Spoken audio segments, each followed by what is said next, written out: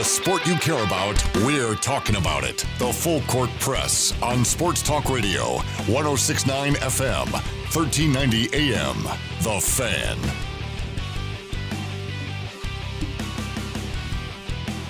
Welcome back. Second hour of the Full Court Press. John Russell, Ajay, Salvesen, Eric, gone but not dead, alive but not forgotten. He'll be back with us tomorrow. But I get the better of the half. I get John. Well, thank you. And if you ever call me AJ again, I will kick you off our show, and you'll no longer be a part of it. Well, then it'll be John and the AJ show. Wow. See, there you go. You know, your ungrateful attitude reminds me a lot of Eric, and that's, when we get rid of Eric, it's so I can forget about Eric.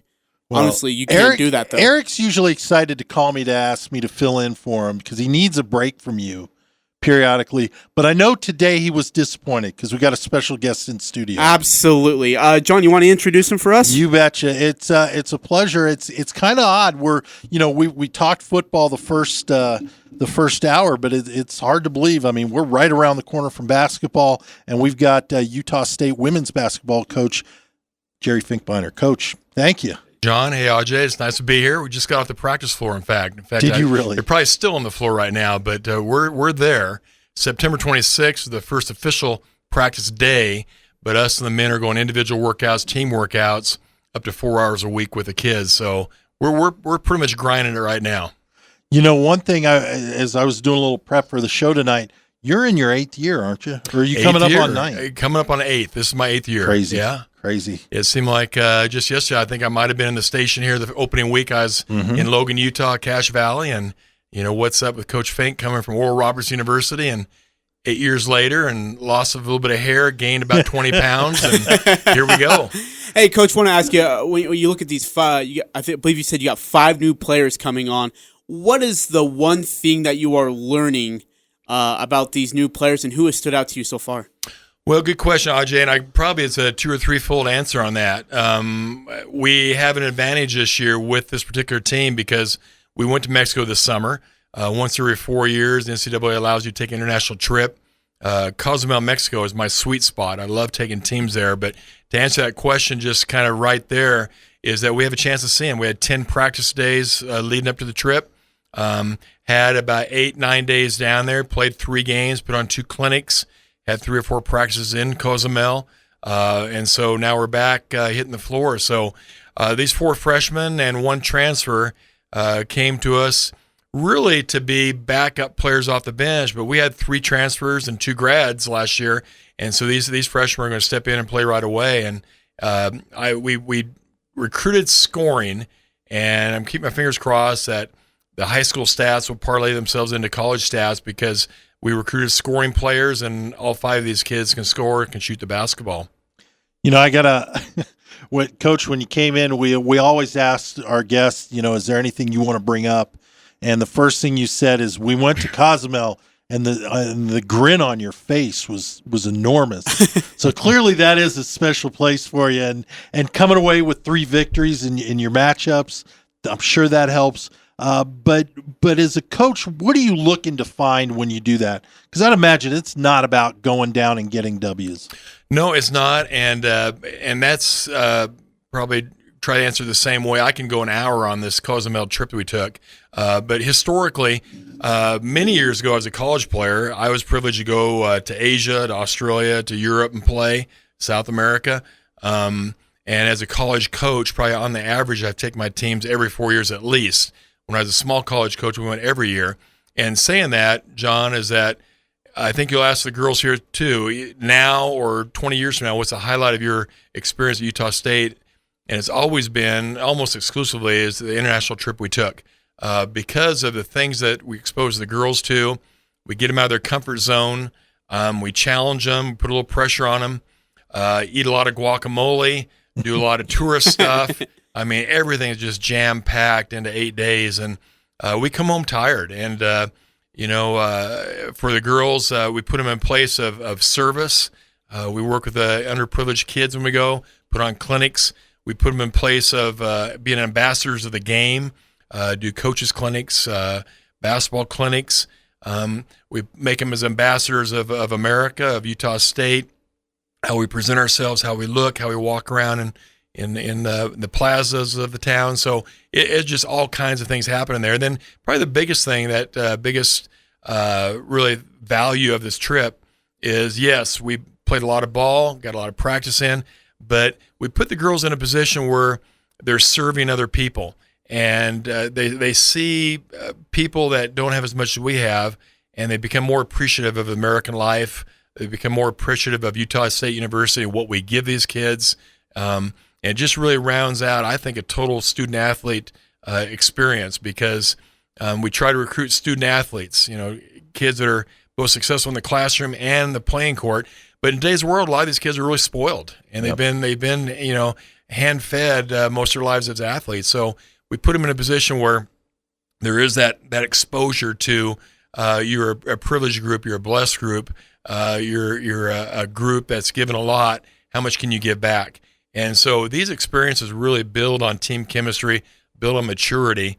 And technically, yes, we have a young team this year, but this trip really loads us into a season that we're about 3 months ahead of what we could have been with this 10 practice day, 8-day trip to Mexico. And I would imagine not only with this trip helping out, real successful season last year, you ended up, was it 18 and 17 or 17? 17 and 16. 17 and 16. And 10 and 8 in conference. 10 and 8 in conference. Yep. And you had an opportunity to play into the postseason. You get a victory there. We talk about it here on the station. A lot of the so-called experts, I'm giving my air quotes here, but how important was it to have those extra practices and have that extra game beyond Mountain West play? Well, for an experienced team, it'd be about just maturity and the pressure experience of playing another country. For a young team like we have, saying 5 new players and what they bring to us, it's all about probably the Division I style. How you walk, how you compete, how we play, our exposure to our game plan. So that's kind of why we're 3 months ahead. Even with this 3-week experience, we're 3 months ahead, because it's really a compressed environment of basketball, of culture, of team building. We brought a former player of mine, a grad assistant of mine, played at the University of Oklahoma, and her job every morning for an hour with the girls, talked about goal sets and team chemistry and team building. And so we really attacked the total person in a lot of different dimensional ways, and coming back. So I think we have a different group of young women taking the floor that maybe would have been if they didn't have this experience. Yeah, it was a great opportunity. We're visiting with Utah State women's basketball coach Jerry Finkbeiner. We appreciate his time. We're going to talk about transfers in a little bit, because you can't talk college basketball, men's or women's, without talking about transfers anymore.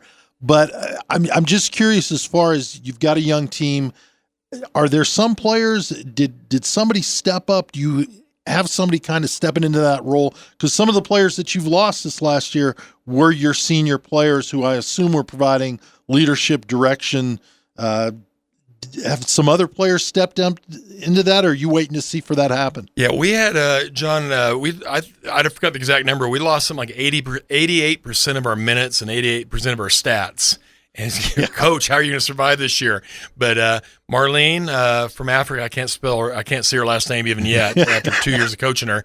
And then Haley Bassett, our local Utah girl, our post players. They've elevated themselves where they're going to take the floor early on and really lead our group. Our guard spots are a little bit less experienced. We lost some guards last year, but I'll tell you what, we're more talented at the guard spot this year than we have been. So when our guards can kind of catch up, maybe the early season leadership of Haley and Marlene at the post, we're going to be just fine. We're going to be okay.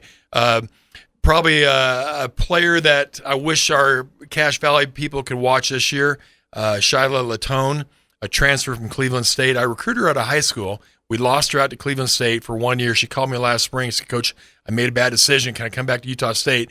The reason why I bring her up, she scored 76 points in one high school game in San Diego. Oh, my gosh. She's 5'4", 115 pounds. I mean, not much of a body out there as far as weight and mass, but the girl can shoot. She can play. Averaged 43 points her senior in high school. We tried to get a transfer waiver on her. It didn't go through, so she's got to sit up that 1 year of transfer. But that's something to look forward for Cache Valley. Talking about recruiting shooters, she's one of that group. And the other four, I can mention all their names right now, but I won't. It's a group that can shoot, can score, and can compete.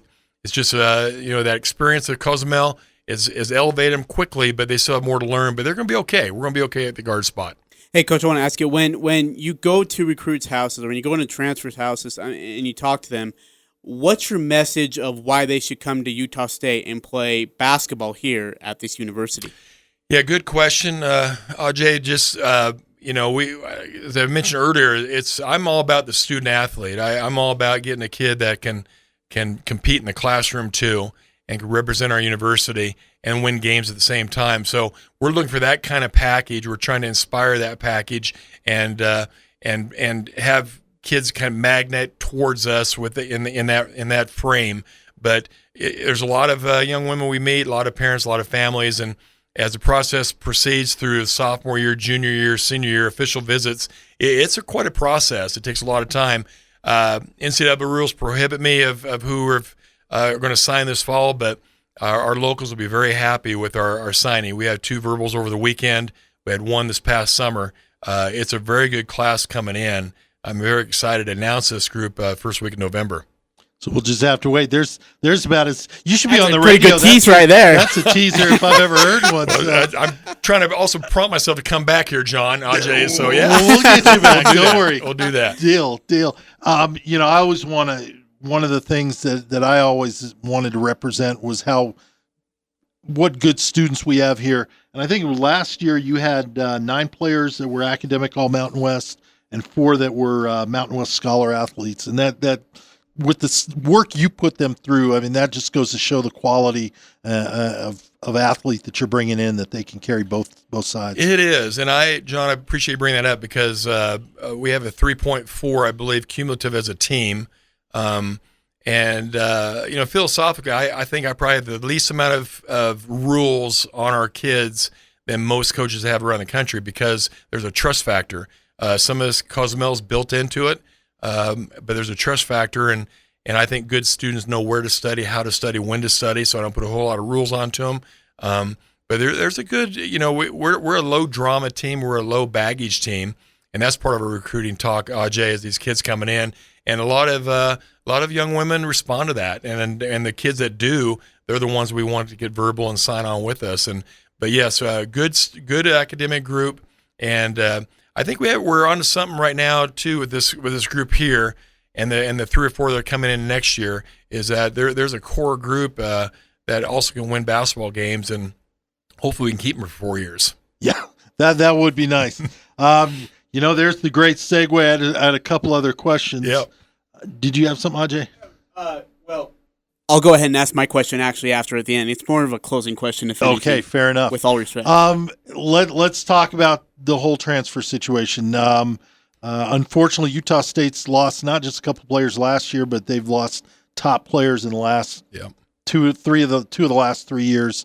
And I know that in talking to you in the past, one of the things that you've talked about is kind of building that continuity where you can have some girls that come in and they're there for 3 years. That 4th year, they're kind of the leader and they're helping, bringing the younger girls along and helping them to understand what it's like to be a Division I college basketball player.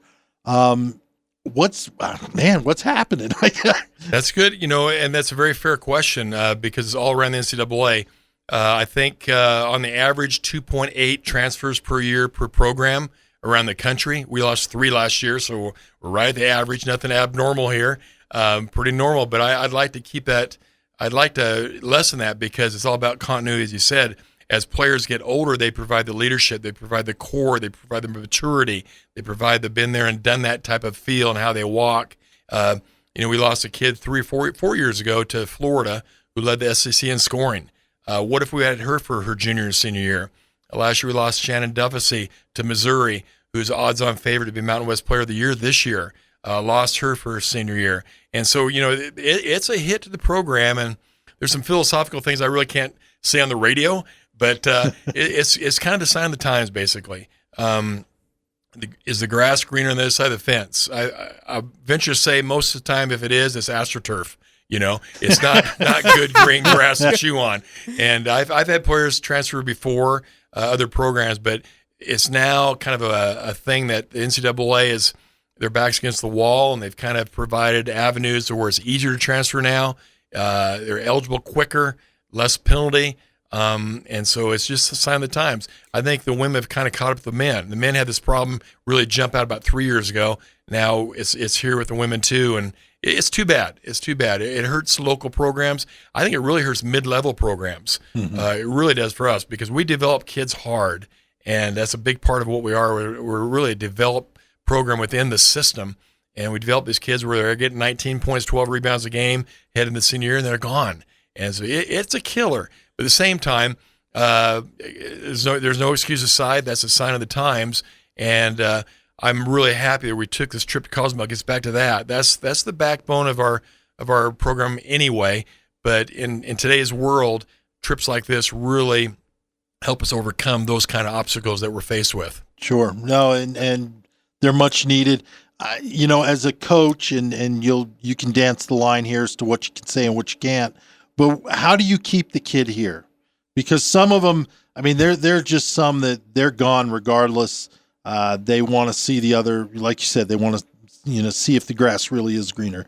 There's some that come here to the program and just realize they want more time and they're not going to get it here for whatever reason.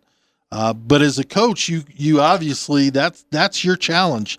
How do you keep a kid here that you want to stay here and you can see that you've gotten better? I can make you even better from where you were this year. What do you do? Yeah, that's a good question. The kind of depth and the breadth of that answer would be everything from how does Utah State and Cache Valley receive and accept and market, our female athletes. That's one thing. Another one would be that we instituted last summer. In fact, it takes a lot of time and effort, but we call it what we call Aggie Adventures. And every other weekend throughout the summer, we do something in the mountains, whether it be floating down the river over the Narrows up and across the border, hike, ride horses, ATV. Try to give the girls an appreciation of Cache Valley and what it can offer. A lot of other locales, it's about taverns and dances and things that we just can't do here in Logan. And, Yep. Some girls, some boys think that's part of the college experience. So I think part of the college experience here at Utah State is to experience the outdoor life and what the Valley, what Northern Utah can give them. So we're exposing them to that element in their summers. So when the time gets a little boring, when it kind of gets down to the finals week and about everybody ready to go home, there's something to do here in Cache Valley. So that's a part too. We're trying to find the answer, and there are hard answers to come by, but I think we're on to something with the Aggie Adventures, this Mexico trip. I know our university is trying to do more for our women athletes, female athletes, more we can give them, how we can market them, and it's an ongoing challenge. There's no question about it. So, Coach, final question for me on this topic alone. So when Shannon Duffy transfers, did she give you any clear-cut reason? Really good question. Shannon was one of my favorite players to coach, and I say favorite. I got, let's be politically correct, I have 13 favorite players to coach. Yeah. But Shannon was a special player, and we had a good head coach player relationship, and it was a tearful parting. It was a tough decision for her, but no, and what's frustrating for me, Ajay, is that there was not a clear-cut answer that we can go on and we can prevent another player in the future for transferring for this reason, whatever it may be. There was not a clear-cut reason. And so life moves on, and, I think in the end, it's a teachable moment for everybody. Everybody's replaceable. Everybody forgets about, a year down the road, 1 month down the road with social media and everything that's going to play, is that life moves on pretty quickly too. I want to get into next season because we've got basketball right around the corner. You said official practices start September 26th. Before we know it, we'll be out there on the court. Looking forward to that. But I wanted to follow up on something you mentioned, the attitude in the culture of the community. How has that changed? Here's your chance to kind of plead to Cache Valley folks. Has it changed in the 8 years you've been here? It hasn't and it hasn't, and there's no excuses, no apologies, anything. It's kind of we've got to win basketball games too. And so it's kind of like what comes first, the chicken or the egg. What's hurting our continuity with winning basketball games is key kids leaving. Mm-hmm. Why are key kids leaving? Well, what are we doing for them? And so it's kind of the chicken and the egg. We haven't broken through and got that 20-game win season yet. We got 3 or 4 winning seasons, but it's a league championship that will help out. We got to do our part. I think when a really direct answer to that question, John, is when Shannon left, nobody in the Valley really knew about it. It's kind of good because I don't want that kind of attention on us, but it's kind of bad because there wasn't that much investment into Shannon Duffy, So again, another chicken and egg. How do you answer that question? But Utah State is a really good place to work. I love recruiting girls here. Last year we were 10-8. We're the only team in the conference to beat Boise State and Wyoming, who were number 1 and 2 in the conference. We're the only team to beat them.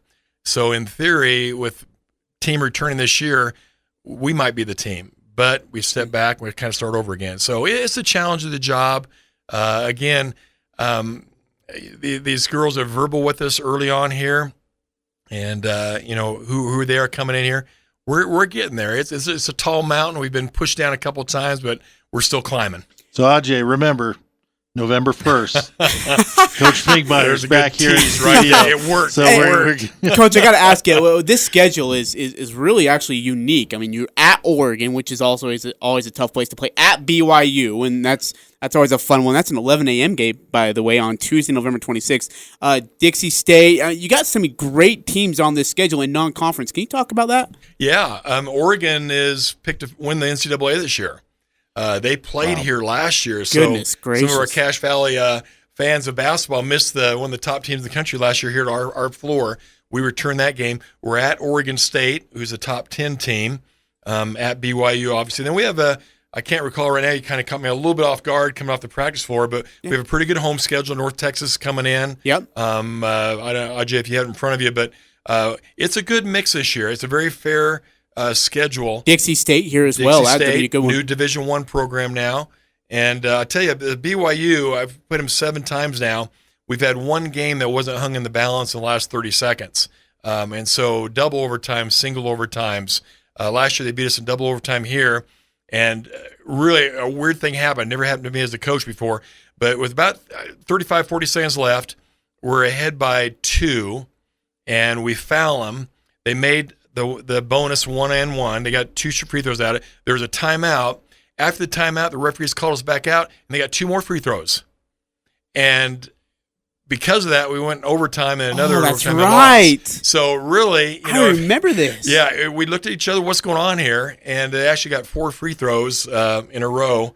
But so strange thing happened there. But healthy rivalry with BYU. Love their coaching staff, and we're looking forward to that game on the road down there this year in Provo. All right, quick follow-up question to that. What can you learn from games like that at BYU? I mean, especially playing your rival and having that close, I guess those close games, and then playing at Oregon. What do you learn the most from of your girls on the court? Yeah, any road trip, we always treat it like a business trip. We're representing the university, but we're trying to win a ball game. So everything's centered around, how do you work on the road in this business of winning games? So it's a process of 3 months to coming into March. Last year we won in Provo. They beat us up here in overtime, double overtime this year. Great rivalry, but those games playing high-level opponents that have NCAA experience, there's things we can learn from them. We can learn from their fan base and in those pressure situations. And I look forward to this whole season. I think this team has a chance for March Madness this year. Hey, come support the women Aggies. I'll give you this one play for women's basketball. I'm a basketball junkie. I played. My dad's a coach. I love watching men's basketball, especially on TV. I love watching women's basketball, especially in the arena. And I challenge our Cache Valley fans to come out, watch us live. There's some emotion you don't see on the men's side. There's some fundamentals you don't see on the men's side.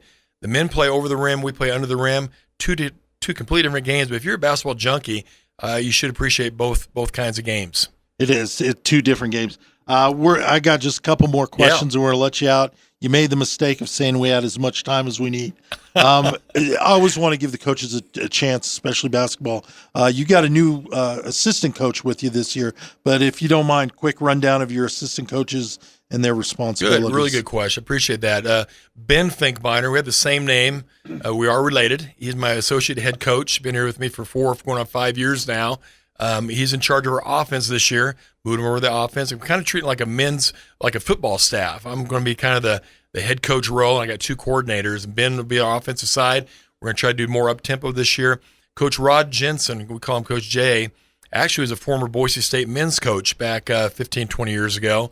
About my age group. I won't say what age that is, but a very enthusiastic, high-energy defensive coach. We have both those covered, both those positions covered really well, offensive, defense. Ashley Gill, second year from Washington State. Like myself, we'll kind of go back and forth with the offense and the defense. Really a good staff, very mature staff, a trusting staff for our girls and vice versa. We got those bases covered there on the staff. Looking forward to it. When I first sat down and talked with you a few years ago, you talked about you wanted a very up-tempo offense. You wanted the ball going, up and down the court, good solid D, good pressure offense to make the other team do their thing. You see that similar type of offense, similar type of game plan, or are you going to change things up with this? John, that's whether you know it or not, that's a loaded question. I did come with that in mind, and we haven't been able to establish that. Some of it's through recruiting, some of it's losing kids, but this year's team may be the closest we have to that kind of philosophy, and we've really had to back off through the years with younger teams revolving in and out, and have to kind of teach and coach at the fundamental level. But again, the Mexico trip kind of gives some things we couldn't do in a basketball, schedule, practice, calendar time. But and with these young guards coming in that can shoot the ball, we will do more up tempo. So last year, I think we averaged about 60 points a game. I'm hoping to average about 75 points a game, push the tempo. And again, we do have some confidence filling over from last year, beating Wyoming and Boise State. So we're a little bit of been there and done that, but can we now be a more consistent team, game in and game out, not get beat by the bottom half of the teams, but beat the bottom half and the top half, then you're in a position you want to be at the end of the year. You bet. Hey, Coach, thank you so much for your time. Grateful to have you on our show. As always, it's a yearly tradition. We will get you back on, too. Wish you the best this season. And we will. And by the way, people, pick up your tickets. UtahStateAggies.com. Go to the ticket office and support this women's basketball team.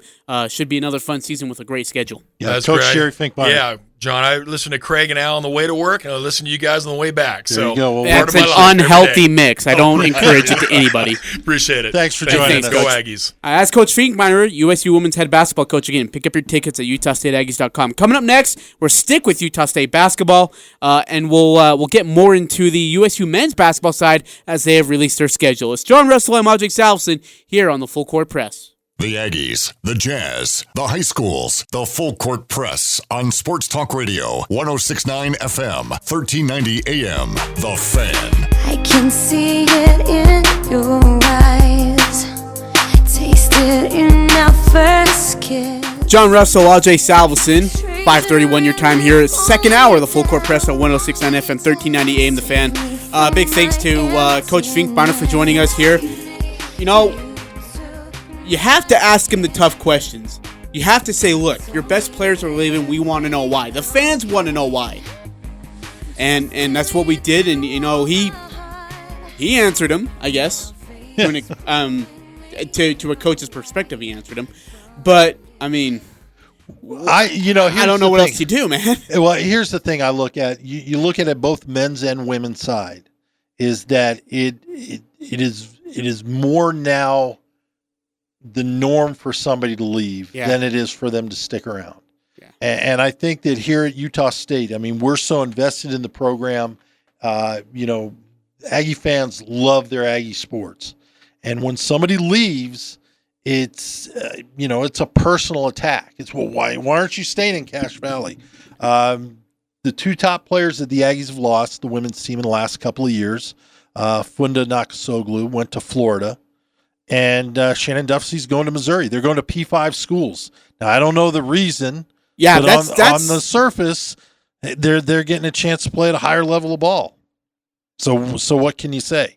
Kobe McEwen left the men's program, went to Marquette. The argument would be there. Hey, man, he left to go from Mountain West play to a top tier team that's traditionally, in the NCAA tournament. We'll see what happens. But it hurts, especially as Coach Finkbeiner was saying, man. is how can the team I like your question better? How do you keep him? Yeah. What do you do to keep him now? And if and that's got to be the battle. And if he had the answer, he'd probably quit coaching, write a book, and be a multimillionaire, because every coach would love to have that. Yeah. But we appreciate him coming down, spending a little time with us. And, you're going to have to get him back on November 1st when we can get all these signings made official. You can find this interview on all our podcast platforms. You can type in the Full Court Press. My name is John Name on Stitcher, Google Play, iTunes, Spotify. And we'll also have our show posted here after our second hour. So one of the things, though, that was impressive is that when you look at their program and their schedule, they have a pretty legit schedule. A lot of the big-name games are on the road this year.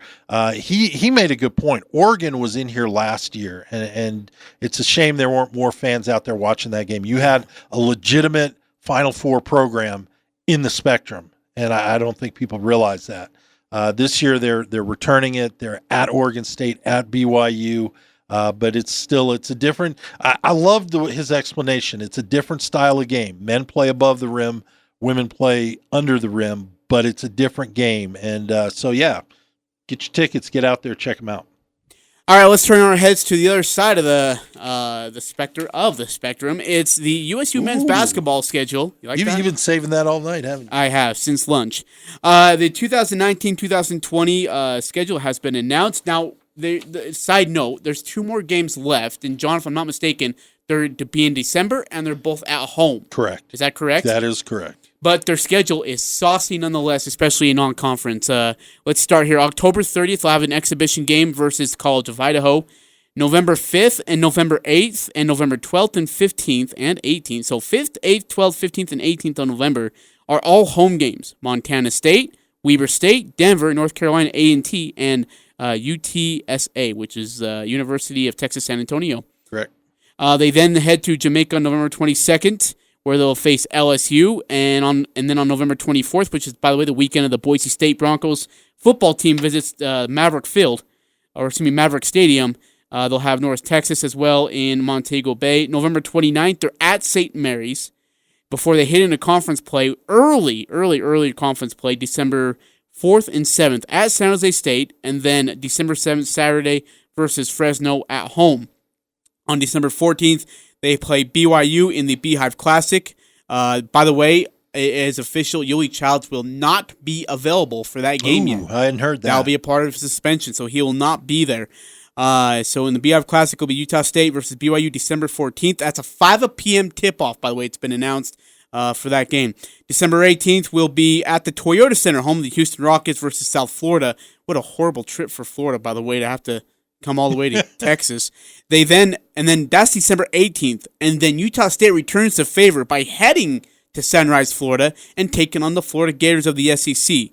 And then it's conference play. January 1st at UNLV. The 4th will be San Diego State at home.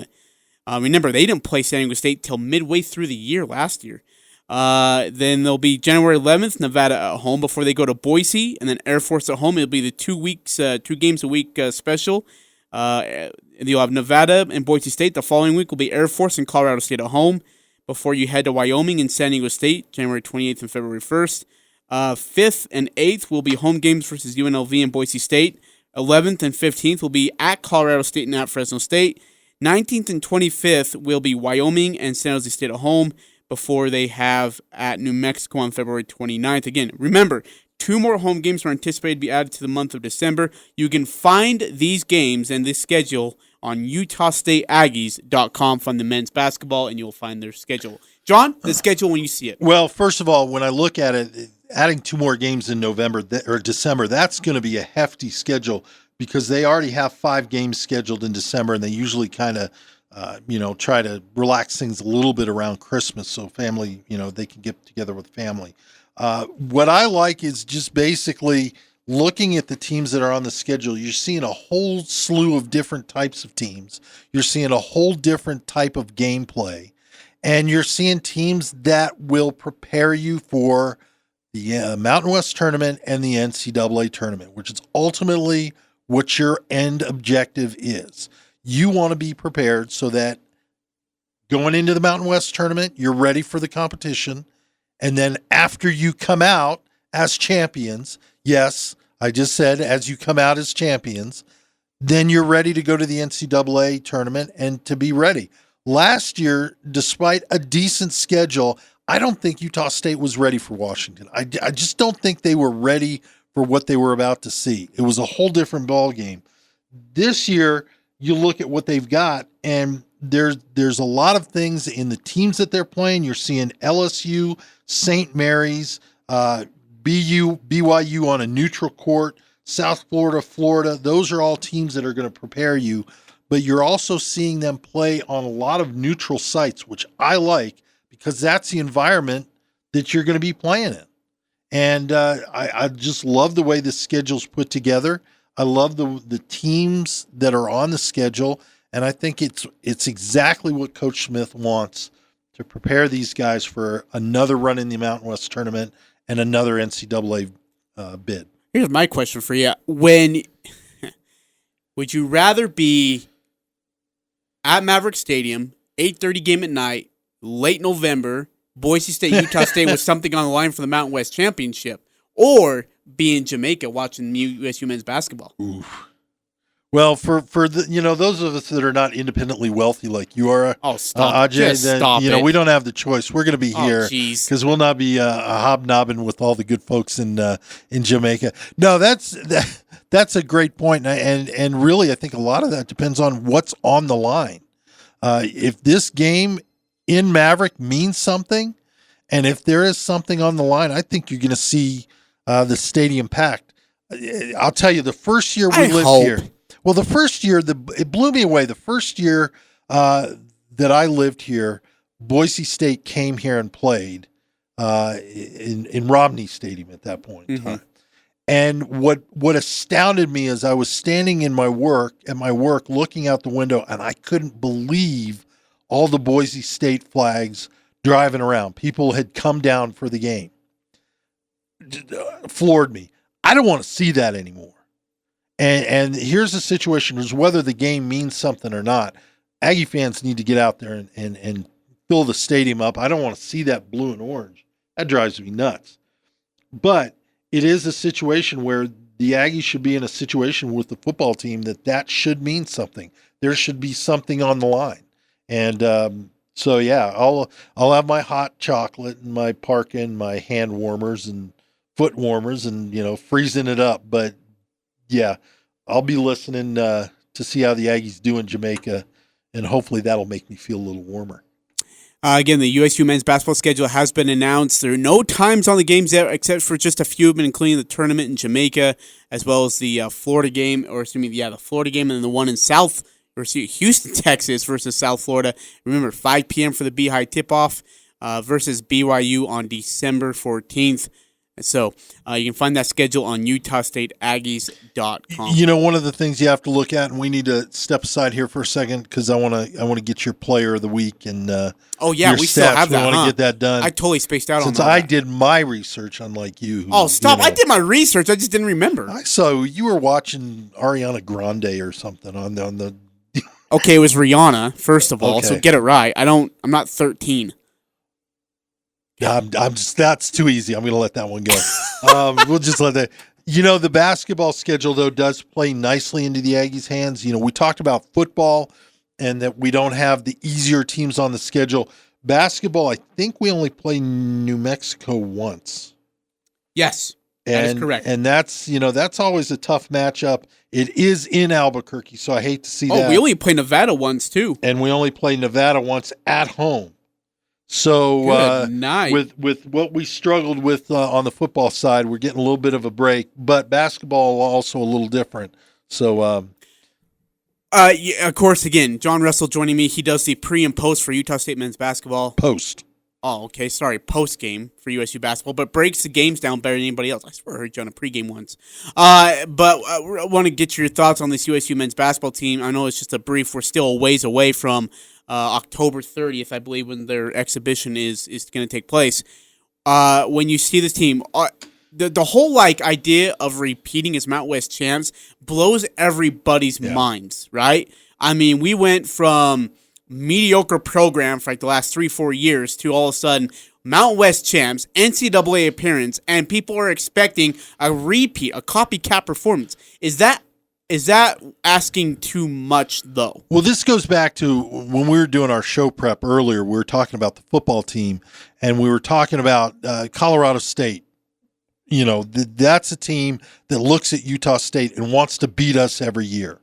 And I have a feeling there's, especially the way things turned out last year, there'll be a little extra edge, them wanting to come in. But the bigger thing is, it used to be Utah State would sit down with the calendar and they would circle teams. And, well, obviously we always want to beat Boise, so we're going to circle them. Wyoming snuck one out last year. We want to get revenge. We're going to circle.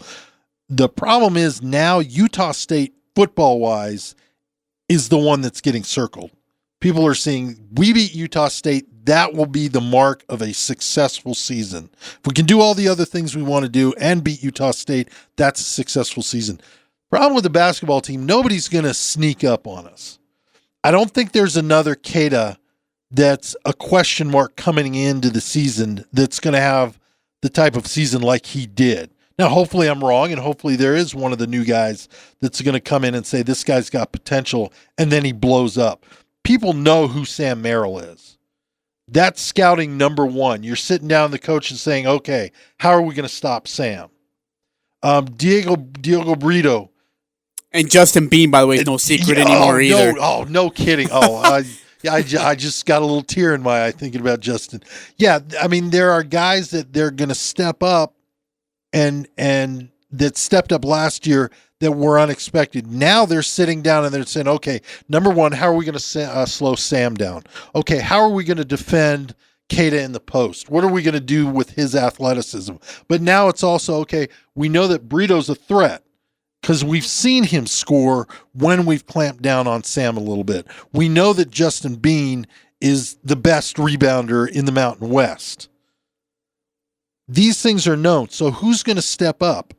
That's the question to be seen. But again, going back to the analogy with football, is people are not looking at Utah State going, oh man, we've got Nevada and then Utah State, and then after that we have San Diego State. So okay, we'll psych ourselves up for Nevada. We should have it easy against Utah State, and we can prep and advance for San Diego State. No, we're that team that they're prepping for. We're now the team that the teams are saying, don't look past Wyoming, don't look past Colorado State because you got Utah State coming up. You got to be focused. It's John Russell. I'm Ajay Salvesen. You're listening to the Full Court Press on 106.9 FM, 1390 AM, The Fan. Coming back, we do have our stat that blew our mind. We have our player of the week, and I want to get into a quick conversation about an NBA player, former NBA player, Hall of Fame player, that was incredibly, we talked about Antonio Brown. This guy was incredibly misunderstood, lived a wild life, but was one of the best to ever play the game. We'll find out who you're talking about. John Russell, Ajay Salvesen here on the Full Court Press. Talking the sports you care about. The Full Court Press on Sports Talk Radio, 106.9 FM, 1390 AM. The Fan. Please don't stop the music. John Russell, Ajay Salvesen. It's 5:49 your time here on a Tuesday, September 10th. Tomorrow we'll take some time to remember those who sacrificed and gave their lives for us to be able to do what we do. For those who have served or are serving or will be serving, we want to thank you from the bottom of our hearts for all you do for our country. We greatly appreciate you. John, it's time to get into our stat and player. Our stat that blew our mind, our player of the week. It is Tuesday. So where do we want to start? Do you want to start with player first? Yeah, let's do player. Okay. Do you want to go first? And I give him my player of the week simply for his post-game comment. Not bad for running back. Lamar Jackson, quarterback for the Baltimore Ravens, really considered just a guy that was really a runner who happened to be under center. Guy ends up 17 for 20, 324 yards, 5 touchdowns, no interceptions. He had a quarterback rating of 99.4 and an overall rating of 158.3. And he ends up leading the Ravens to a Wait, did you say 158.3, so he was perfect? Yes. Good. Perfect. So he leads the Ravens to a 59-10 win over the Miami Dolphins. Player of the week there. What about you? Dak Prescott really stood out to me. I mean, this guy was just, getting burned by everybody because if Ezekiel Elliott didn't play, Dak Prescott is going to be left up to him to be able to come through for him. And everyone said, well, there's no way in heck that's happening. So what does Dak Prescott do as a shut up and dance with me performance? 25 of 32, 405 yards, 4 touchdowns. 25 of 32. And these aren't like dink and dunk passes. These are, he looked deep a lot. And he found Amari Cooper a lot. I thought he was phenomenal. By the way, he found Michael Gallup for 7 catches and 158 yards. He's like, pay me. Get ready to pay me. Yeah, you exactly. paid Zeke, you're going to pay me too. Yeah, he led that team. And I don't think it would have been any different if Zeke were not on the field. I think he was just absolutely stellar as well. Yeah. All right. Stats. You go first. Tom Brady versus Pittsburgh at home since 2001. You shake your head all you want. This is sexy. 5-0. 36 points per game. And he's 141 of 196. 71% completion percentage, if you can't do math, John. 1,797 yards total. 18 touchdowns, 0, zilch, nil interceptions. That is a 130.8 rate. Tom Brady versus Pittsburgh at home, regular season, postseason. He's 5-0, 18 touchdowns, 0 picks, and a 130.8 rate. How do you like me now? I didn't realize we were the New England Patriots radio network. You're such a homer. Oh, shut up. Eric does this all the time. Eric takes his Cubs and plugs it in on every one of these things. So don't. And if you had a team, I'm sure you'd be happy to be able to do that. Hey, but you picked your team that sucks. My sucks. Buffalo Bills are 1-0. Thank you very much. Anyway. I thought it was Chicago Bears. Make up your mind by now. They're both. Do you switch after week? I'm just like, you know what? Today it's going to be Buffalo. So my stat of the day, Unreal. I'm going to make you think about this one a little bit. This is my stat. 56 for 79. 56 completions, 79 attempts, 711 yards, 5 touchdowns, 1 interception. That's my stat. You want to guess who that might be? You won't be able to. Josh Allen. Those are the combined numbers for your man crush Tom Brady and Drew Brees. The significance of that, both are 40 or over. It makes you think about, you've got all these young guys, and there's some great young quarterbacks that are coming out. We talked about Dak Prescott. We talked about Lamar Jackson. There's some great young. Kyler Murray had a horrific first 3 quarters, but played very well. He played like crap that first 3. He did, but played very well in the fourth quarter, thanks to Larry Fitzgerald, who I believe is also 40. If not, he's real close. But it just goes to show that when you are great whether you're 24 or 40. Hats off to Tom Brady and Drew Brees for throwing up some phenomenal numbers and giving us old timers a little hope. John, you still are not going to be as successful as Tom Brady no matter how hard you try, so quit. I'm called for. Hey. Look, AJ. Stop it. AJ, I don't appreciate that. There. Now. Oh, is your mic off? Oh, it is? I'm sorry. How did that happen? Hey, really quickly, we got 2 minutes. I want to get into this. Dennis Rodman's 30 for 30s tonight. That could be one of the most viewed 30 for 30s ever that they've done. Dennis Rodman, the Worm, was so, when you watched him in the 90s, you thought, dude, what the heck is this guy's problem? But then when you saw him on the court, do what he did. Shut up. Speaking Indian. What do you keep looking at? I'm looking at the clock to make sure we don't go over, man. Okay, go ahead. Oh. Dennis Rodman, give me just a quick thought about him. when you watched him play, despite all the antics off the field, is he one of the most misunderstood athletes in sports history, yes or no? Court, yes. Off the court, not the field. Yes. Look, here's the thing. Dennis Rodman, I would say arguably, was the greatest rebounder ever in basketball, arguably. He averaged 10 rebounds or more the last 10 years of his career.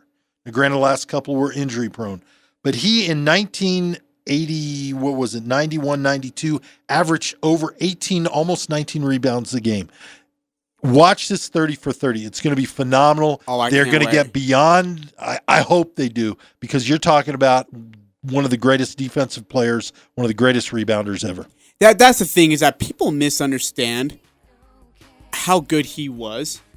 I mean, and by the way, that Netflix documentary of the 98 Bulls that's coming out next year, oh my gosh. I cannot wait to see Jordan and Pippen rip on Rodman and Phil rip on Jordan. Can't wait. Big thanks to John Russell for coming and helping us out. Thanks, AJ. Appreciate you letting me join you. Thanks to Coach Finkbeiner for joining us. And we'll talk to you tomorrow. It's an In the Know of the Utah State, who's on a bye week.